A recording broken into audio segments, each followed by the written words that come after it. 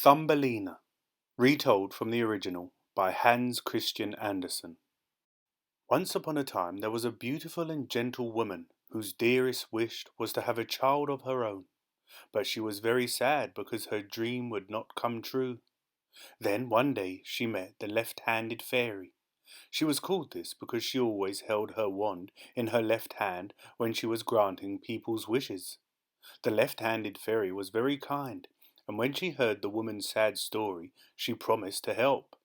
She gave her a handful of magic seeds, and waving her wand, she said, "Sow these seeds in a green meadow, and watch them carefully, and your wish will come true."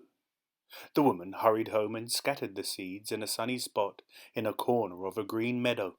She waited, her heart beating with excitement, and then, before her eyes, a beautiful red flower sprang out of the earth and grew up tall and straight. The petals were tightly closed, and the woman leant forward and gently kissed them. With a pop, the petals opened, and there, in the centre of the flower, was the most delicate, pretty little girl imaginable. The woman laughed with delight. "Oh, what a beautiful child!" she exclaimed. "Her hair is golden as corn, and her skin is pink as a rose, but she is no bigger than half my thumb. I shall call her Thumbelina." The woman made her a perfect cradle out of half a walnut shell. She polished it until it shone, and lined it with soft green leaves for a mattress, and a pink rose petal for a cover. To amuse Thumbelina during the day, the woman filled a dish with water, placed it on the table, and surrounded it with flowers. Thumbelina thought it was a lake, and she spent her time rowing backwards and forwards in a hollowed-out leaf, talking to the butterflies that flitted around. She was so happy, and at night she slept peacefully, tucked up in her walnut shell. Then one night a big, ugly, wet toad hopped in through the window and up to Thumbelina's bed. "Ho, ho!" thought the toad, "she would make a nice wife for my eldest son." And with that he scooped up the walnut shell and crept quietly out. Only a little caterpillar nestling among the flowers saw the ugly toad carrying off Thumbelina. He tried to call out and raise the alarm, but of course caterpillars cannot be heard. The ugly toad carried Thumbelina back to his pond and put her on the furthest water-lily leaf. "Where am I?" she cried when she woke in the morning. All she could see was water, and then, on a nearby leaf, she saw the toad family. There was the ugly toad who had carried her away and his wife. With them was their eldest son, who was the ugliest toad Thumbelina had ever seen. "Good morning," croaked the toad. "This is my son who I have decided you are going to marry. Isn't he handsome? You really are a very lucky girl." Thumbelina didn't think she was lucky at all. She started to weep bitterly. "She'll soon cheer up once you are married," laughed the toad as he hopped away. The fish in the pond felt sorry for Thumbelina, and as soon as the toad had gone, they nibbled through the stem of the lily leaf, and Thumbelina floated away. Thumbelina sailed on the lily leaf out of the pond and into a nearby brook. She was very relieved to have escaped from the clutches of the dreadful toad family, and she smiled happily as she floated further and further away. Suddenly she heard the sound of flapping wings, and looking up she saw a giant Maybug swooping down on her from the sky. Thumbelina screamed as the insect picked her up in his hairy legs and carried her off. He flew over the riverbank and across the meadows to his nest on the edge of the wood. He thought Thumbelina was very pretty, and he would quite like to marry her. He set her down outside his nest and proudly called to all the other Maybugs, "Come and look at this beautiful creature I've found." One by one the other insects arrived, and they stared at Thumbelina. "But she's really skinny," laughed the first one. "Where are her wings?" said the second. "She's only got 2 legs," exclaimed another. The poor Maybug felt really embarrassed. He thought she was beautiful, but maybe the others were right. So he let Thumbelina go, and she wandered through the fields and woods, spending her days looking for food and shelter. The first chill of autumn arrived, and poor Thumbelina wrapped herself in a leaf to keep warm. But worse was to come. Winter brought icy winds and snow, and Thumbelina struggled to keep warm. Even the leaves that she used to wrap herself in shriveled and died, and every snowflake that fell on her almost covered her from head to toe. One day, numb with cold and hunger, Thumbelina saw a golden light glowing from the base of a tree. As she crept closer, she saw that a little door led to a warm and inviting kitchen. She peeped in and saw an old field mouse tapping towards her, leaning on his walking stick. Thumbelina walked slowly forward. "Excuse me, Mr. Field Mouse. I'm sorry to ask you, but could you spare me a mouthful of food and a few minutes by your fire to warm me through?" The field mouse was a kindly old soul, and he looked tenderly at the tiny frozen girl. "Well, my dear, you do look cold and hungry. Come in and let's see what I can do."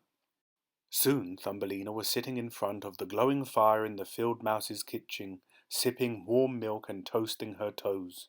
She told the field mouse all about her sad story. The field mouse was getting old, and he found it difficult to keep his little house clean and tidy. When he heard Thumbelina's story, he had an idea. "In return for dusting and sweeping my house," he said, "you could stay here and I will give you food and look after you." Thumbelina was overjoyed. "Oh, thank you," she said. "I'd love to stay." In the winter evenings, the field mouse's oldest friend, Mr. Mole, would come to visit. He lived in a deep burrow, and he never saw the sun or the sky, but he was very well to do. The field mouse told Thumbelina that the mole had the best stocked larder of all the animals in the wood. Of course, Mr. Mole fell in love with Thumbelina, but being a very cautious animal, he didn't say anything. He dug a long passage between his burrow and the field mouse's house, and invited the field mouse and Thumbelina to visit him whenever they wished. "But," he warned, "be careful in the passage, because there is a dead bird lying there. Don't let it frighten you." The next evening they set off to visit Mr. Mole, and just as the mole had said, they found the body of a dead swallow. Thumbelina could not believe that such a beautiful bird had died. She knelt beside the still body and leant her head on his breast. To her amazement, she felt a faint tickling. It was the swallow's heart beating. He wasn't dead after all. Thumbelina stroked the bird quickly and hurried after the field mouse. That night, when the field mouse was snoring peacefully, Thumbelina crept out of bed, and gathering up a soft eiderdown and an acorn shell full of water, she hurried back to the passage. The swallow was still lying there. Thumbelina arranged the cover over him and gently stroked his head. As the warmth crept into his bones, the swallow slowly opened his eyes. Thumbelina gave him a few drops of water. "Thank you, my child," whispered the swallow. "You've saved my life." Every night Thumbelina visited the swallow, taking him water and scraps of food to eat. As the swallow became stronger, he told Thumbelina how he had hurt his wing so that he could not fly very well, and that when all the other swallows had flown south as the winter started, he had not been able to keep up. How finally he had fallen to the ground and tumbled into the passage where he had lain until Thumbelina found him.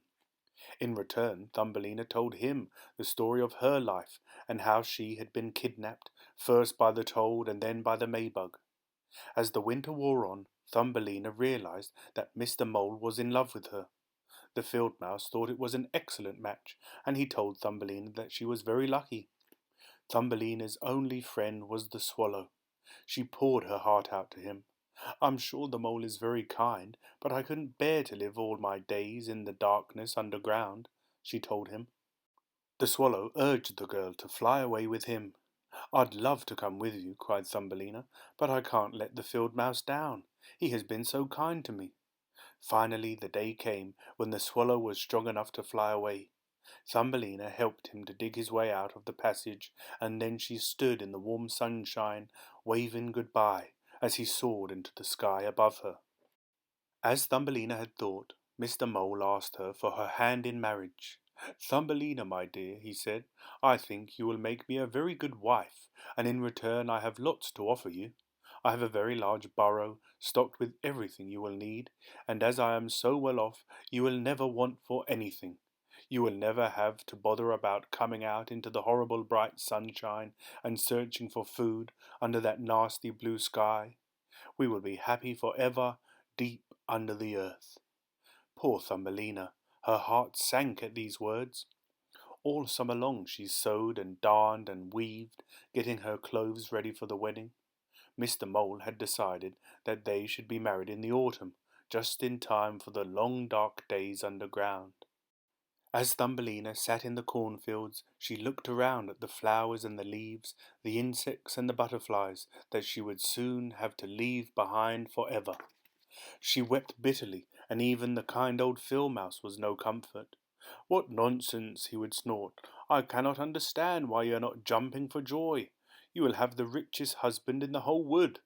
But Thumbelina knew what she wanted: the sky, the sun, light and fun. The day for the wedding dawned. Thumbelina took one last walk outside in the sunshine, and as she raised her eyes to the sky, she saw a familiar shape. Her swallow. He had come back. This time Thumbelina did not hesitate. She climbed onto the swallow's back and hung on tightly as he climbed high into the sky. The bird flew south over forests and lakes, snow-capped mountains and blue, blue seas. At long last they reached the warm lands that the swallow had told Thumbelina all about during the long nights in the mole's dark passage. Slowly the bird began to descend towards a gleaming white palace with high walls and painted roofs. "This is my home," he told Thumbelina proudly. His nest was set among flowers and trailing leaves in the garden of the palace. Thumbelina climbed down from his back, weary after her long journey. She looked around her with amazement. She was surrounded by trees and flowers, and a beautiful perfume filled the air. Thumbelina clapped her hands in delight. She climbed up towards the nearest flower, and then she saw in the centre a handsome young man who was no bigger than her. On his blonde hair he wore a perfect golden crown. "Goodness!" whispered Thumbelina to the swallow. "How handsome he is!" The swallow introduced Thumbelina to the king of the flowers. He bowed very low and smiled at Thumbelina. She was the most beautiful girl he had ever seen. He took his gold crown off and placed it on Thumbelina's head. Gently he asked her name, and as she replied Thumbelina, he took her hand and asked her if she would like to be the queen of the flowers. "Oh, yes," replied Thumbelina. "I would like that more than anything in the world."